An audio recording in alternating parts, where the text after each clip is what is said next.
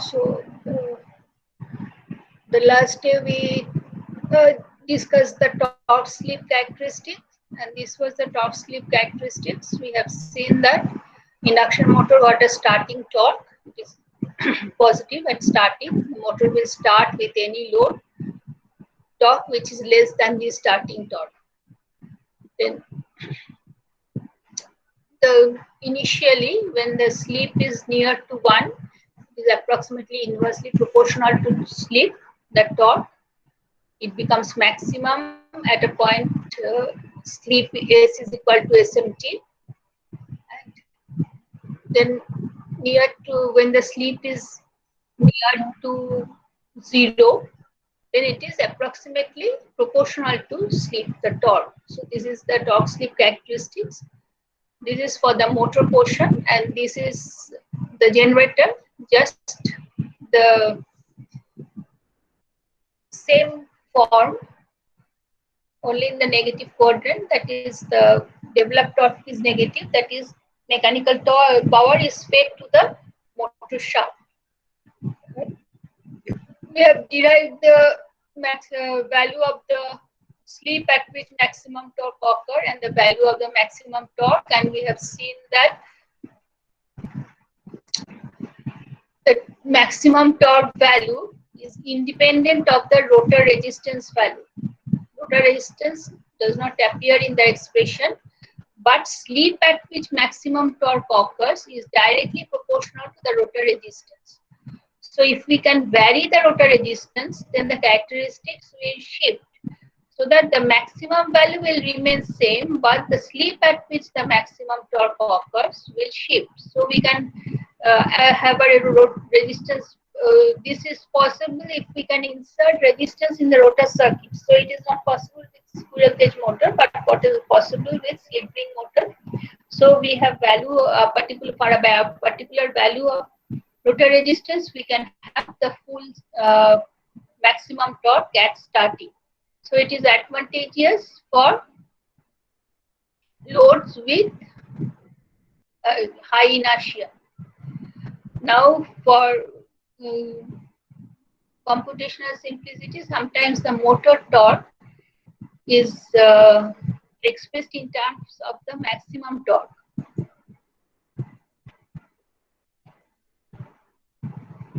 Now, if Ts is the motor torque at any particular slip S, then this is the expression of the torque developed by the motor, and T max is the maximum value of the torque. So if we take the ratio of Ts to T max, so this is the expression.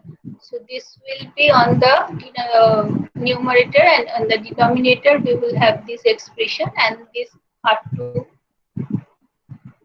by S, R2 dash by S comes here.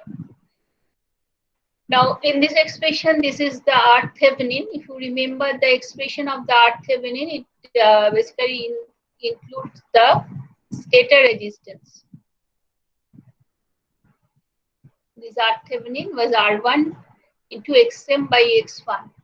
This Xm by X1, this value is almost equal to 1, slightly less than 1. So this value is even less than R1.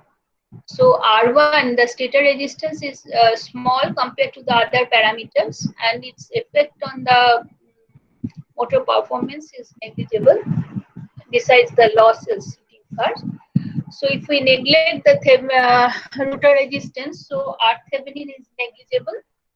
So then this expression simplifies to this R Thevenin will be absent. So this Ts by T max will become 2 R Thevenin plus X Thevenin plus X2 dash divided by R2 dash by S square plus X Thevenin plus X2 dash square into R2 dash by S. Now again, if we remember the SMT expression, this was the expression for the slip at which maximum torque occurred. So here, if we neglect the R Thevenin, the SMT value becomes R2 dash divided by X Thevenin plus X2 dash. So taking that R2 dash is SMT into X7N plus X2 dash. So replacing this value in this equation, it reduces to this R2 dash by S is substituted by this R2 dash by SMT, that is this R2 dash is substituted by SMT by X7N plus X2 dash. And here also. So it can be rearranged to and written in this form. Here just for simplicity, I have replaced X7 by X2 dash by X. So your Ts by Tmax expression becomes equal to 2 by SMT by S plus S by SMT, or Ts, that is the torque at any particular slip S, is approximately given by 2 Tmax by SMT by S plus S by SMT. Approximately, because we have neglected the rotor resistance. Now next we will derive the power slip characteristic. The power, mechanical power developed is the power supplied to the rotor from the stator minus the rotor loss. Rotor loss is mainly I square R loss. So we have seen that if P2 is the rotor power input per phase, then the power developed is given by total power developed will be given by 3 into 1 minus S into P2. 3 because we are considering 3-phase machine. So this is equal to 3 into I2 dash square R2 dash into 1 minus S by S.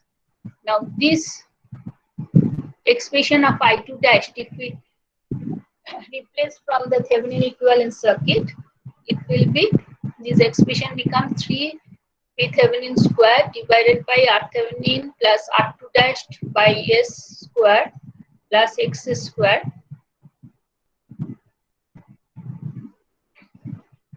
R2 dash into 1 minus S by S.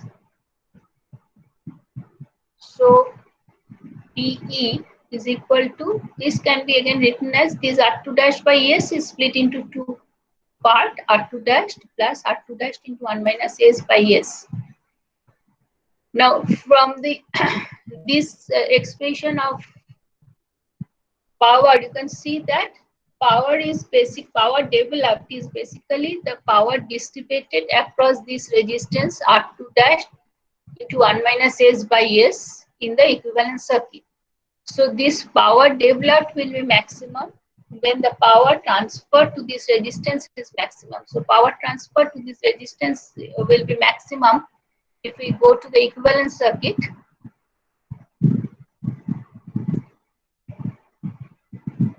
This is the equivalent circuit. So power transfer to this resistance will be maximum when value of this resistance will be equal to the internal resistance of the circuit.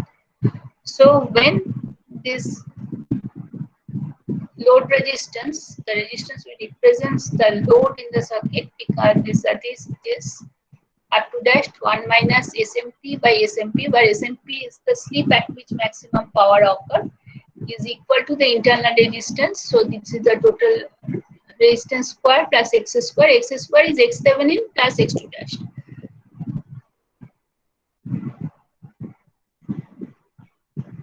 So just from this we can get the value of maximum slip at which maximum torque occurs. This is R2 dash divided by R2 dash square plus root over of R Thevenin plus R2 dash square plus X square. So if you compare with SMT, it is slightly different, are not same. That is, the slip at which maximum torque occurs and slip at which maximum power occurs are not the same.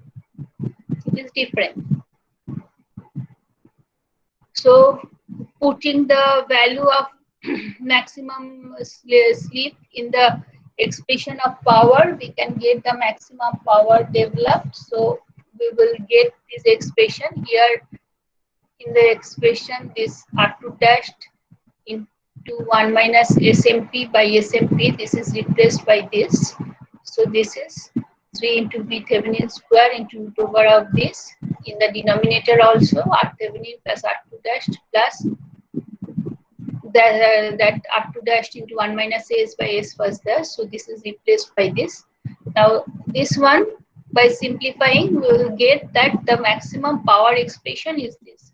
So maximum power expression is 3 Vt Thevenin square divided by 2 within bracket R Thevenin plus R2 dash plus root over of R Thevenin plus R2 dash square plus X square. So note one thing here also, from the expression of the power, if we see that approximately when sleep is near to 1 is approximately inversely proportional to sleep, and in this range for sleep near to 0 it is approximately proportional to sleep. But note one thing, that the power at sleep is equal to 1 is 0, that at starting power developed is 0, and for Pmax value it is not independent of rotor resistance. Rotor resistance appears in this expression, so it is not independent of rotor resistance, neither the sleep at which the maximum torque occurs, so maximum power occurs. So for maximum power sleep curve, if we change the rotor resistance, the sleep at which maximum power occurs will change, so as well as the value of the maximum power. But in the torque sleep curve, the sleep at which the maximum torque occurs will change with rotor resistance, but not the value of the maximum torque. And the torque at starting is not 0, but the torque power developed at starting is 0. This can be expressed in this way: at S is equal to 1, the power which is transferred to the rotor circuit, that is basically per phase, will be R2 dash square, I2 dash square, R2 dash. So this is basically the rotor loss. So this total power which is transferred to the rotor is dissipated at rotor circuit, I square R loss. So there is no power developed. So power developed is 0. But the torque is not 0, because the torque expression is this. It has got torque because the motor is starting. Motor is starting because it is generating the minimum power which is required to overcome the losses of the motor. It is not drawing sufficient power to develop a output power, but it is drawing sufficient power to overcome the losses and to start the motor. So the starting torque is non-zero, but the power at sleep is equal to 1 is 0. Now for the generator, we will not discuss the induction generator, because that operation is quite complicated. That curve is also just the replica of the motor curve in the other quadrant. So for generator, the maximum power output will be when the speed is this, that is this SMP is same, but it will be negative sleep. So this is 1 plus this. So at this speed, the machine will develop maximum power.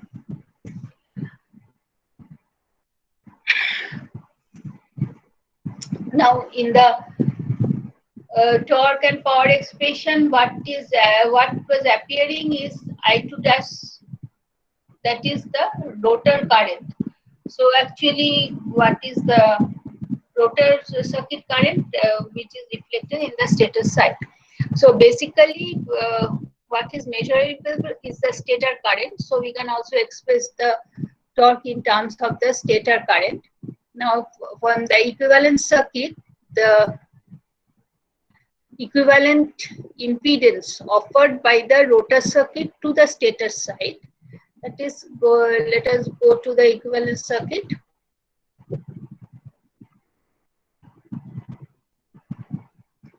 So the power, the impedance of the rotor circuit as seen from the stator side will be this portion. That is the rotor impedance in parallel with the magnetizing reactance.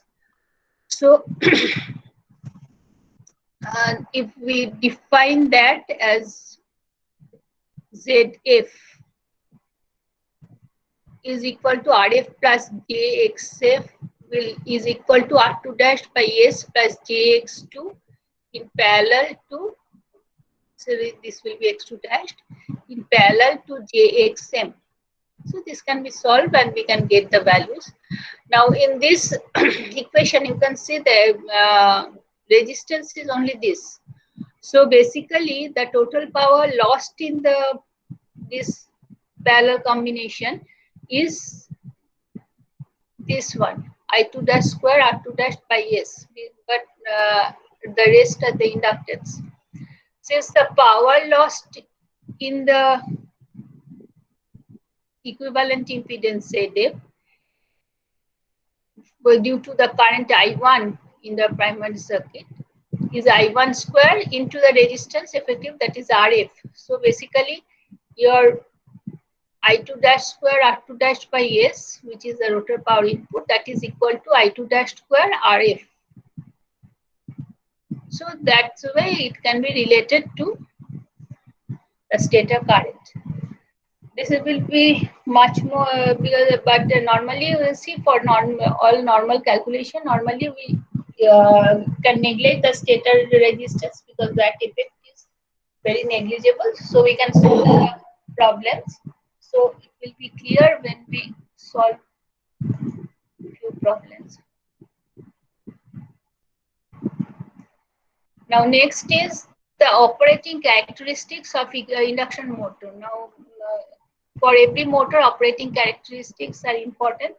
Now operating characteristics means its main parameters, that is the speed, how it varies with load. It's then it is an AC motor, so the power factor, how it varies with load, how the efficiency varies with load. That these are the operating characteristics of the motor. Now this figure shows the operating characteristics. Now this one represents the speed. You can see that initially it is initial speed is almost equal to the synchronous speed. It is expressed in per unit. 1 means equal to synchronous speed because the no load slip is very small, 0.01. Now as we load the motor, what happens? The rotor current should increase to supply the to develop the power. So as the rotor current increases, rotor MMF F2 rotor current must increase, rotor MMF F2 must increase, so that the torque due to the interaction of the stator MMF and rotor MMF, the torque which is developed in increase. So if putting load on the shaft invariably means the secondary current will increase. As the secondary current increases, so if you remember the equivalent circuit, in the secondary current circuit, the induced EMF was AC2, where AC is equal to the slip. So that for increasing to increase the current, so slip must increase, slip S must increase. So as the load increases, slip S must increase. So as slip increases, the speed drops. So and for an induction motor, the speed drops from no load to full load. However, this drop is very small. For this variation of speed from no load to full load is normally in the range very small. The range is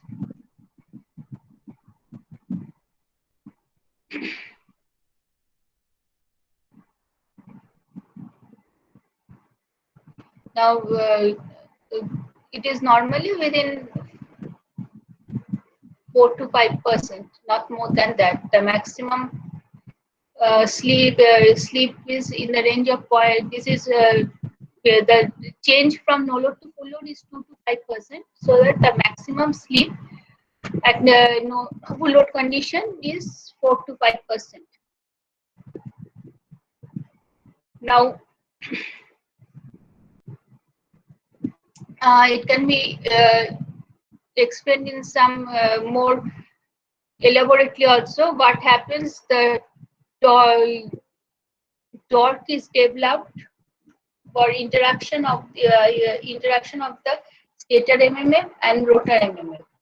Now initially the rotor current at no load, rotor current is negligibly small, and the rotor current main component of the no load current is the magnetizing component.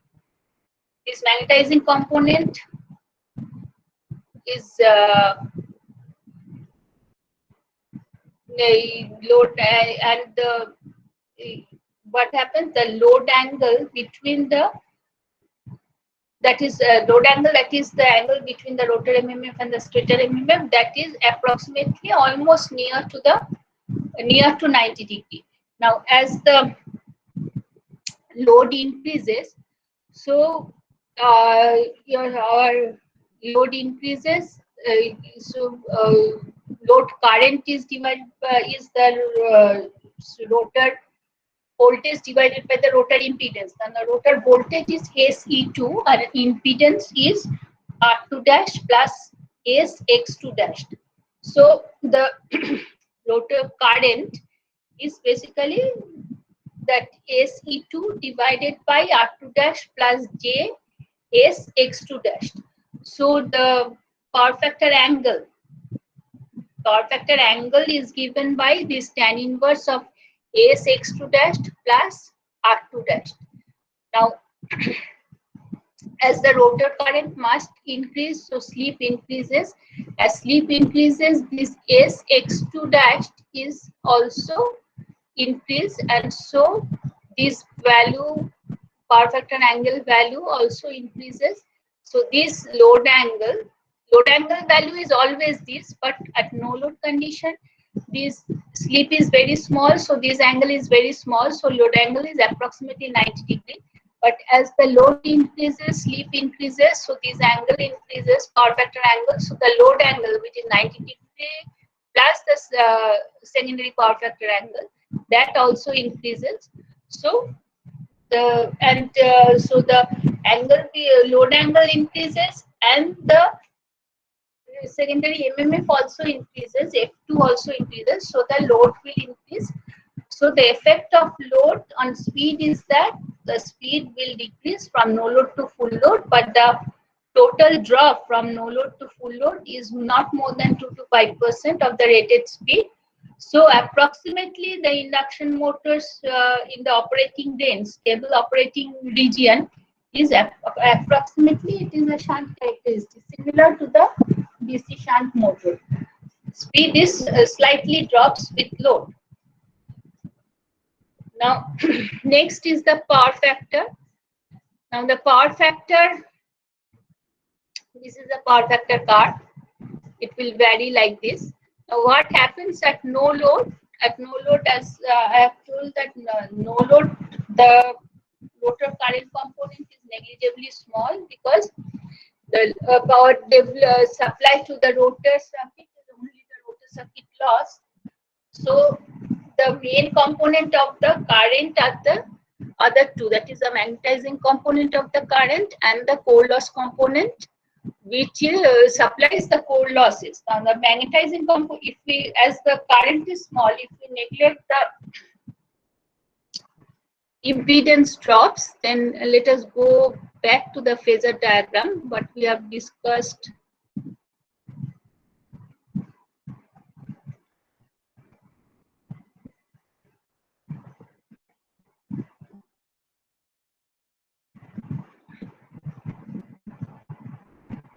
This one. So this component of current is negligibly small. So main no load current is this current shown in blue. So it has got main two component, IM and IC. Now Im now this, as this current is small, so if we neglect this impedance drop in the stator circuit, so basically V1 and minus C1 are equal. So this Im is at 90 degree to V1 and IC is in phase with V1. So this angle, it quite large, almost equal to the which is almost near to 90 degree, because this angle is very small. Basically the hysteresis angle depends on the material we have chosen. So the power factor is low. This angle lies between 80 to 85 degree. So cos of that angle is the power factor. So power factor is very low under no load condition. That is because our magnetizing current is predominant here. So the power factor is 0.1 to 0.3, and the lower this is the range, normal range, and the lower value is for the larger motor. It requires more magnetizing current, so it will have lower power factor. The load increases, the rotor current increases. So the rotor current component I2 dash will increase, and so the stator now draws more current to compensate this rotor MMF. So the stator current will be now the that magnetizing current component IC plus I2 dash. So as we have shown in the power phasor diagram, the load component of current, as in load component of current increases, stator power factor angle will start decreasing, so the power factor will improve. So the power factor improves as the load increases. Normally the power factor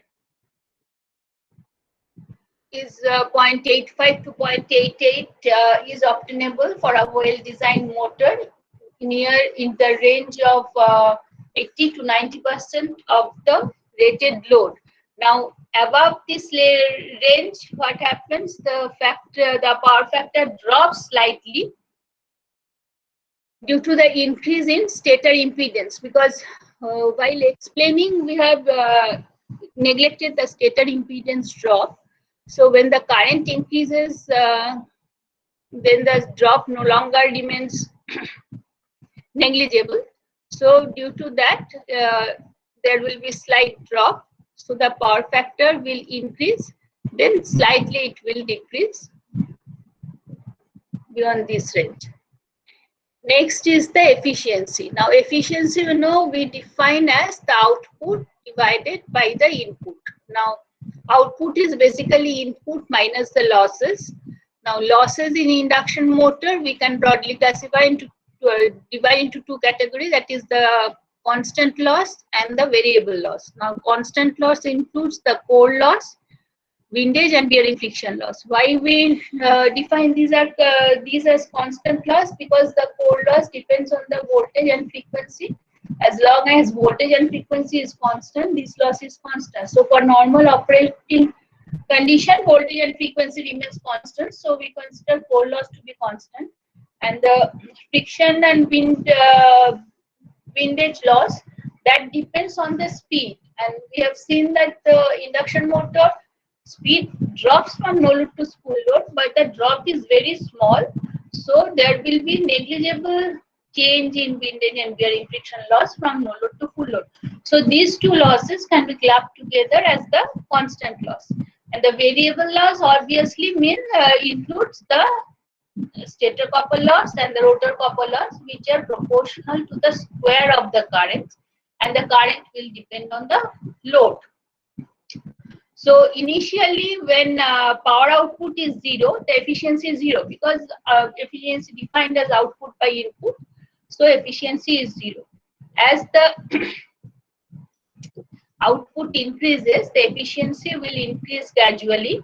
Now initially the variable loss is small, so the constant loss is predominant, and this efficiency curve initial portion is thus linear, and initially as the constant loss is quite large compared to the output, so the efficiency is small. But as our output increases, then the efficiency also increases. Efficiency becomes maximum when the relationship, that is, it becomes maximum when the constant loss becomes equal to the variable loss.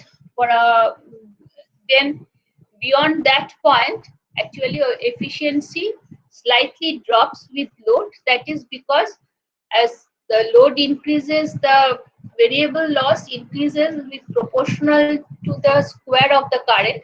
So increase in the variable loss becomes more predominant than the increase in the output. So beyond the maximum efficiency point, the efficiency will drop very slightly. So this will be the efficiency curve. Now, this is drawn by me. This is not very accurate because normal efficiency normally occurs in between 80 to 90%. It should be nearly here, not proper this figure. These are just approximate case. Next is the stator current. Now, stator current is the same thing. That is, initially at no load, we have seen that the load component of current, that is the rotor current, is negligible. So the main current will be magnetizing current and the core loss component. And the magnetizing current component in case of induction motor is quite large. That is because there is a air gap between the primary and secondary circuit, that is between the stator and the rotor. So to establish the flux across the air gap, it draws a large magnetizing current. So the no load current is approximately 30 to 50% of the rated current. The larger value is for smaller motor. There is smaller motors, the rated current will be something around 50%. Now, as the load increases, the load current component will increase. So this current will now, the machine will now draw current which to compensate the rotor MMM. The locus of the current tip is a semicircle. It was shown in the phasor diagram we have drawn earlier. So that's how we will, when we go to the circle diagram, we will see that this current locus is basically a semicircle, and from there we can derive quite some all the machine characteristics from the circle diagram. We will discuss circle diagram after we progress to with the theory a little bit. Now the next is that when we are considering a motor, it is always important whether its operation is stable or not. Now, actually, motor stability we can explain in this way. That is, this is the torque slip characteristic of an induction motor. So initially, it is in this region inversely proportional to the slip, and in this region, it is approximately proportional to the slip, and this is the normal operating region of the induction motor. This one. Now, why? Because this portion is stable and this portion is unstable. How we determine stability? Now, the stability, look into this curve, say these two load curves. Then for this load curve, say the motor will operate at a point, at a speed, this point, equal to this slip. Now, what happens? Due to some disturbance, say the load torque, this operating point shifts from this point. Say due to it shifts upward. If it shifts upward, then at this point, this is your load torque, and this is your motor torque. So motor torque is more than the load torque.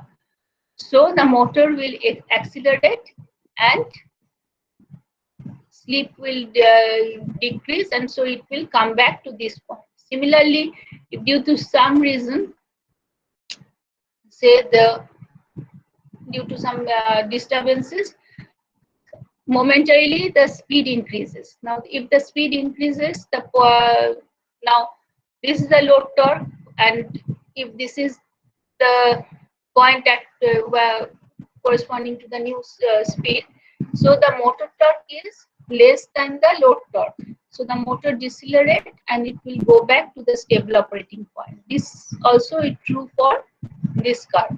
So these two curves are stable. So in this region, the operation is stable. So this is the normal operating region. Now for this one, this is a constant load torque. You can see that in this is normal operating point. It is cutting the curve here, but you can see that this torque is greater than the starting torque. So the motor cannot start with this torque. So it cannot drive this load. Now consider this one. This is increasing gradually, the torque proportional to the speed. So the slope is such that it cuts here. Okay. So what happens? So due to some reason, if the motor now slows down on this point, it comes this point. So the motor torque is more than the load torque, so it will again come back to this point. On this side, if the motor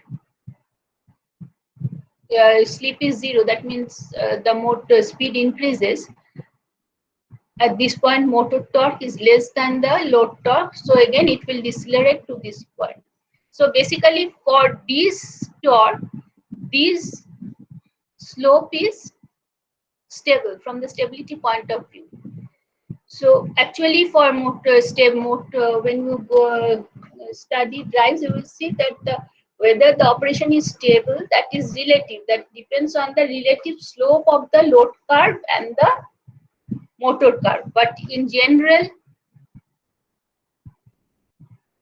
if this slope changes, if we have a curve like this which will cut here, then you will see that this is unstable. Now look into this, the same type of curve but not starting from 0. Say this is the TL1, this is the load torque. Now so it is cutting the motor characteristic here. So this is the stable operating point. But what happens if due to some reason, due to some disturbance, there is mechanical disturbance, then this load torque shifts downward. Now load torque for momentarily it shifts downwards to this position. So now the cutting point is here. So the motors will speed up to this point. Okay, this is a stable point. But now again the disturbance is removed and the original load torque goes back to the load torque speed characteristic, goes back to this original TL1. Now what will happen? The motor was operating here. Now the load torque has shifted to this TL1. So now the stable operating point will be this one. It will never go back to this. So actually this region is more stable, is always stable. In this region it is whether it is stable or not, that depends on the slope of the load curve. So that is, so in general the induction motor operation is very stable in the normal operating zone, and it can overcome all normal disturbances. So induction motors are very widely used in the industry. Now when from here you can see that if we want to control the speed of the motor, then what are the methods available? Now for particular, if we see this load torque curve and this motor characteristic and this load curve, this basically operates at a fixed speed, so that while at point when the load torque cuts the motor torque speed characteristics. Now if we want to control the speed, the one of the method is that if we can change first, we can have an inverter circuit, we can have a, if we can change the frequency, this then this synchronous speed will change, so the characteristic will shift, so we will have different operating point. But if we change the frequency, then the flux, if you have remember, it is approximately proportional to voltage by frequency. So we cannot only change the frequency, we can change the V by change, considering keeping V by F ratio constant. So that there are methods, there are PWM inverters, there are VVF controllers where we control the voltage and frequency applied to the motor with keeping V by F constant, and then this characteristic basically will shift with different frequency, and for the same load curve we will have different speed. But induction motor, that speed control, the methods are complicated, not as simple as DC motor speed control. Now we will go to equivalent circuit parameter determination and the circle diagram. I will start a new topic today in the next class. So I'm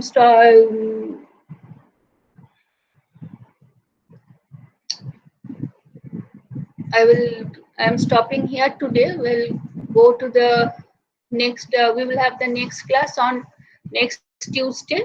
Then we we will determine the equivalent circuit parameters.